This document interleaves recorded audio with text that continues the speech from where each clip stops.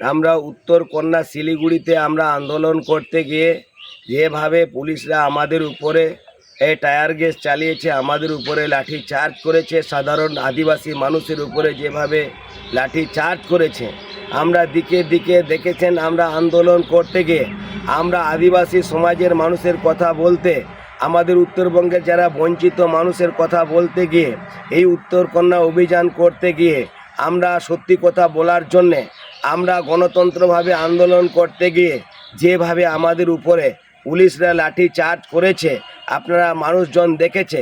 কিন্তু আমরা থেমে থাকিনি, আরও বৃহত্তর আন্দোলন আমরা করে দেখাবো এবং আন্দোলন করব।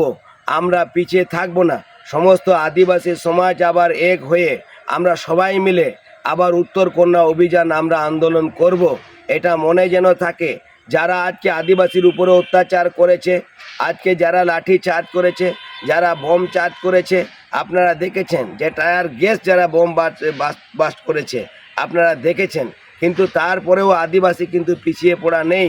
আমাদের উপরে যেভাবে লাঠি চার্জ করেছে আদিবাসী মানুষ তারা মনে রেখেছে, আদিবাসী মানুষ মনে রাখবে এবং আদিবাসী সমাজ এক হবে এবং আদিবাসী সমাজ এক হয়েছে এবং বৃহত্তর আন্দোলন করবে উত্তরকন্যা।